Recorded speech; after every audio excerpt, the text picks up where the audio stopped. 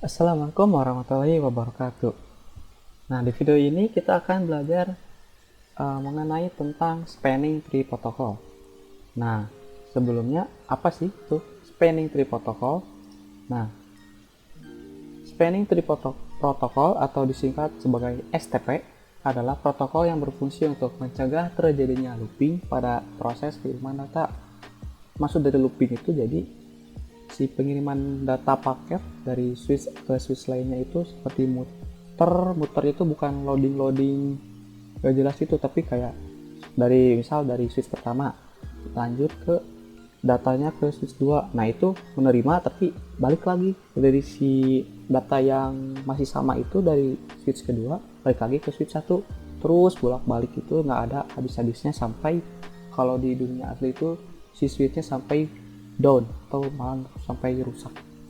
Nah, STP itu biasanya digunakan jika switch memiliki dua jalur atau lebih port untuk menuju ke satu tujuan yang sama. Jadi maksudnya STP itu melakukan blok port terhadap satu atau beberapa port sehingga nantinya hanya akan ada satu jalur saja yang digunakan untuk pengiriman data, sementara yang jalur yang lainnya itu menjadi jalur cadangan. Nah, si jalur cadangan itu diblok sementara oleh STP. Nah, nanti saya akan mengasih contoh kasusnya seperti apa itu sistem kerjanya STP. Kita lanjut. Macam-macam port pada STP. Nah, jadi di STP itu memiliki jenis-jenis port. Yang pertama ada designated port, root port, dan alternate port. Designated port itu port yang digunakan untuk pengiriman data. Nah, di designated port itu biasanya dari MAC address switch-nya itu yang MAC address terkecil. Untuk root port yaitu port pada switch yang terhubung ke root bridge. Nah, lalu ada alternate port yaitu port yang diblok sehingga menjadi tidak aktif, nah, dan tidak digunakan untuk pengiriman data. Biasanya blocking port itu dipilih dari nilai MAC address-nya terbesar, nilai port terbesar, atau port dengan bandwidth si switch-nya itu terkecil. Nah, lanjut aja ke contoh kasusnya ya. Pada gambar di sini terdapat dua switch dan juga dua komputer. Nah, pada switch pertama, ini switch 1, terhubung dengan komputer A. Lalu di switch kedua yang terhubung dengan namanya komputer B atau PC B. Nah, kan di sini ada portnya itu dari switch 1 ke switch 2 itu yang saling terhubung.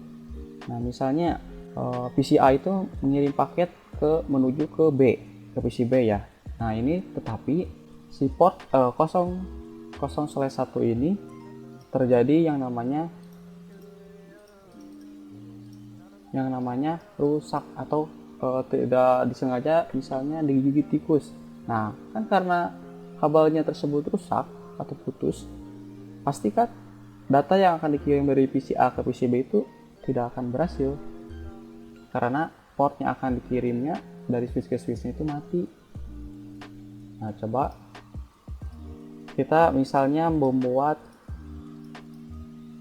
portnya lagi pada switch dengan nama portnya FA0/2 dan juga FA0/2. Nah, karena tadi kan sebelumnya itu si port yang pertama itu rusak. Nah, karena ada si port yang 0/2 ini, PC A tersebut menjadi mengirimkan ke PC B-nya itu lewat port 0/2 gitu. Nah, tapi jika misal port yang 0/1 ini masih menyala atau malahan kalian membuat portnya itu dua jalur tetapi si tujuannya itu sama gitu, kayak memiliki dua port ini tapi si tujuannya ya sama. Tujuan port ini kan yang 0/1 ke sini juga ke B. Nah, yang FA 0/2 itu ke B juga. Nah, itu pasti yang akan terjadi yang namanya looping. Looping itu yang tadi sudah saya sebutkan sebelumnya, yang dimana proses pengiriman data yang muter-muter terus yang bolak-balik pokoknya. Jadi ini nih, misalnya, nah kan dari A ke sini, lalu diproses dari switch pertama, lalu kirimkan ke FA0/1 dan juga 0/2. Nah lalu ini diproses juga, nah lalu masuk lagi ke B. Nah ini kan emang berhasil, tetapi karena berhasil, karena ada memiliki dua port ini, si paket yang dari A itu kan udah ke B keterima, harusnya keterima, tapi tidak, ya udah beres keterima, tapi ini kekirim balik dari sini ke PC B lagi, ke PC A lagi, terus bolak-balik gini sampai switchnya itu ngehang atau ya ngedown lah, rusak. Nah maka dari itu kita perlu yang namanya spanning tree protocol. Nah jadi si port /0/2 ini 0/2 ini diblok dari salah satu port switch-nya.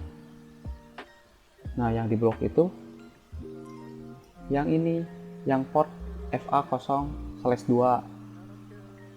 Nah karena adanya sistem STP, sistem spanning tree protocol, tadi kan sebelumnya pengiriman data dari A ke B itu bolak-balik. Nah karena ada STP itu, jadi aman-aman saja dari sini kekirim juga ini lewat FA/1, kirim juga lewat FA/2, tetapi karena diblok oleh STP, jadi ini berdiam, yang paket menuju lewat 0/2 diam, tetapi yang /1 ini maju saling menerima. Nah dan itu udah, dan misal ingin balik lagi ke sini ke PC A ya aman. Ini karena ini tidak ada, karena ini diblok, jadi ya tidak mengalami yang namanya looping. Nah jadi itu yang namanya spanning tree protocol. Oke, kita langsung saja lanjut ke topologinya, ke simulasi di Cisco paket tracernya. Kita sudah balik ke Cisco nya, lalu lanjut ke bikin topologinya. Kita menggunakan topologi sama ya dengan dengan teori yang sebelumnya. Saya akan membuat topologinya dulu.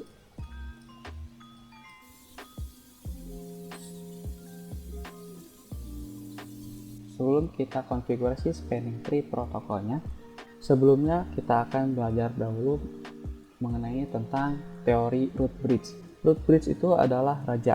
Nah, jadi dari kedua switch ini kita harus mencari mana itu rajanya gitu, dari kedua switch ini. Jadi kita cari dulu root bridge-nya. Nah, untuk mencari root bridge kita harus melihat bridge ID-nya. Nah, untuk menentukan bridge ID, kita melihat dari priority dari switch-nya. Biasanya priority dari si switch itu 32768, itu default-nya. Nah, semisal kita sudah mencari priority-nya, tetapi priority-nya itu angka priority-nya itu sama. Nah, kita selanjutnya mencari MAC address dari si priority-nya. Nah, setelah itu ada juga materi yang harus kalian pahami sebelum mengkonfigurasikan STP. Teori atau materinya ialah COS. Nah, COS itu dengan kata lain adalah kecepatan atau bandwidth dari si switch-nya ketika mengirim atau menerima paket data. Mengapa sih harus diperhatikan kecepatan bandwidth itu pada STP?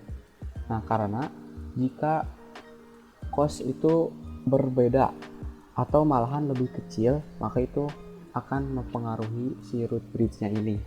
Seperti biasa, jika COS-nya kecil, maka terjadilah perubahan root bridge. Untuk penjelasan lebihnya, untuk kecepatan 10 MB,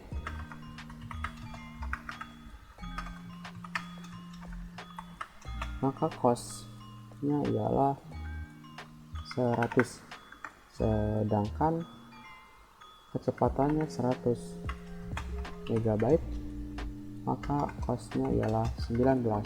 Lalu jika costnya 1 GB, maka costnya ialah 4. Nah, lalu bagaimana sih untuk melihat costnya di switch?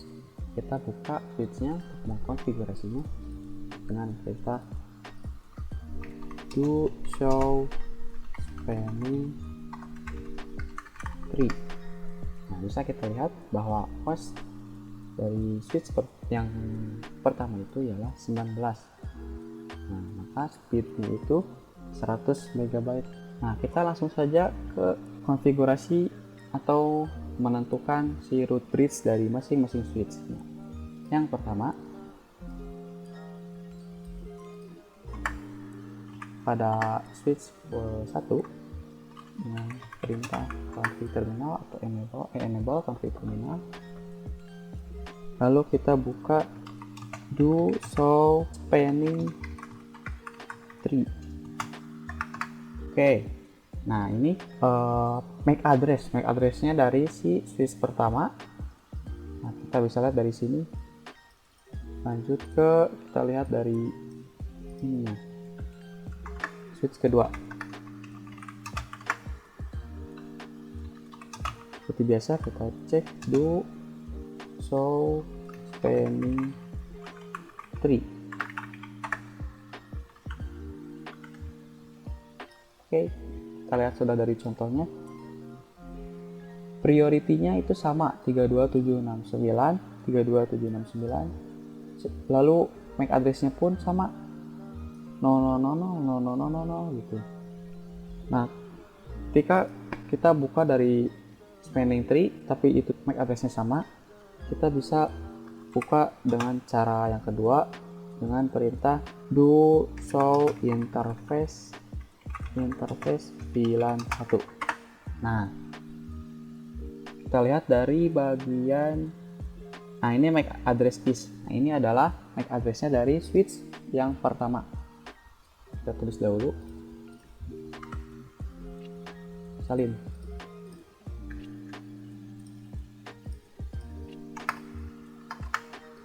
Nah, ini MAC addressnya yang pertama.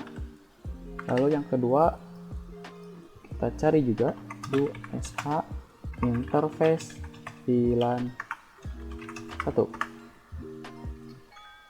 Oke, kita lihat dari MAC addressnya switch kedua yaitu 0000 HC, ya 000 dari awalnya.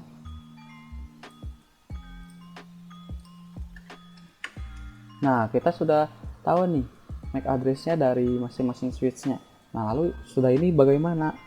Nah, untuk menentukan root bridge atau raja dari para kedua switch ini, yaitu kita harus melihat dari MAC addressnya masing-masing switch. MAC address yang paling terkecil. Nah, kita lihat MAC address yang switch kedua ini ialah sebagai si root bridge-nya karena ini nilai hexadesimal yang paling kecil. Lalu dan MAC address-nya dari switch yang pertama ini 0004. Nah, ini memiliki nilai 4, sedangkan ini nilainya 0. Berarti angka yang 0 itu kan paling kecil. Nah, berarti kita tahu bahwa switch yang kedua ini ialah root bridge. Lalu apa yang switch kedua? Yang switch pertama. Nah, yang switch pertama sebutnya non-root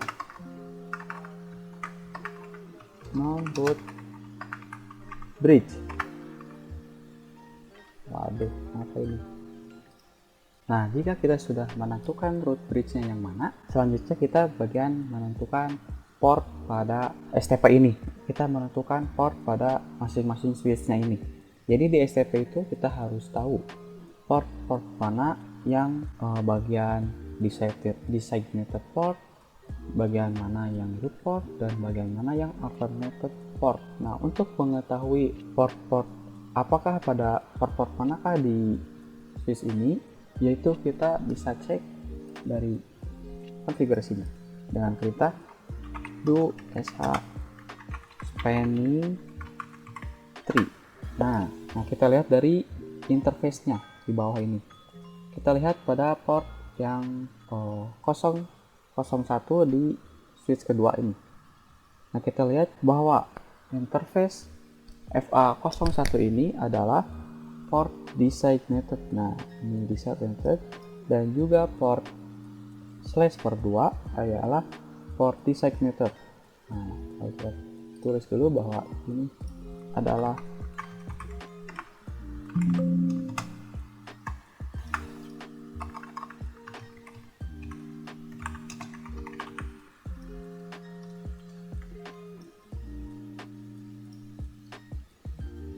Nah, lalu port yang pada switch ke 1 itu apa namanya? Nah, kita cek lagi. Do show spanning tree. Oke, pada port di FA01 ialah root port. Lalu di port FA02 ialah alternate port. Kita tulis dahulu. Ini adalah root port.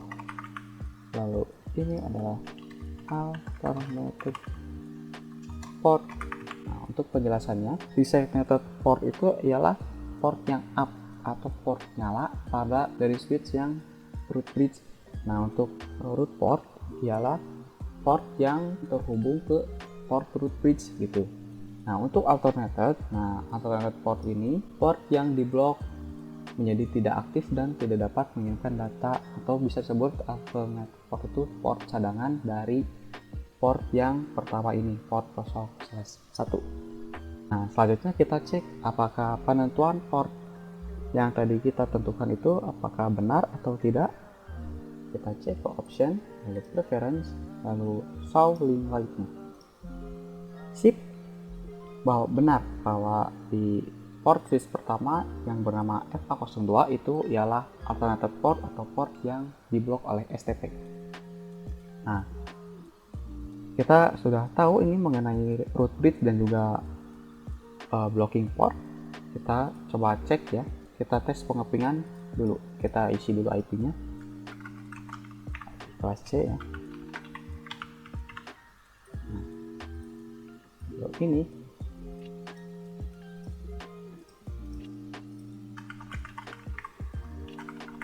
dua. Nah, baik, lanjut kita cek tes pengepingannya dengan cara simulasi.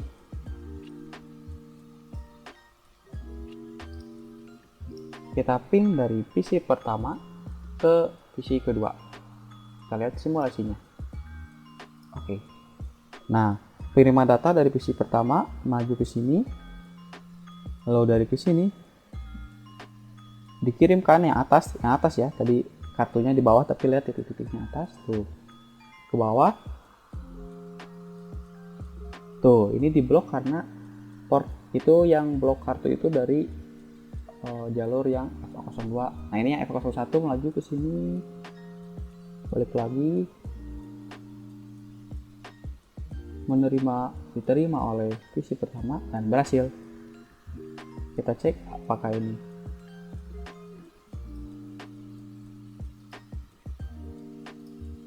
Nah, kalau di progress oleh ICMP, kita lihat dari jalur-jalur portnya, ini titik-titik tuh, ini bagian dari yang atas, berarti yang port FA02 itu mati. Kita cek, nah sudah, bahwa ini successful. Baik, nah jadi itulah cara menentukan spanning tree protocol atau protokol yang mencegah untuk terjadinya looping pada jalur yang memiliki lebih jalur port di switchnya. Itulah materi tentang spanning tree protocol. Mungkin segitu saja dari saya. Mohon maaf jika kurang paham atau kurang tepat penjelasannya untuk kalian. Wassalamualaikum warahmatullahi wabarakatuh.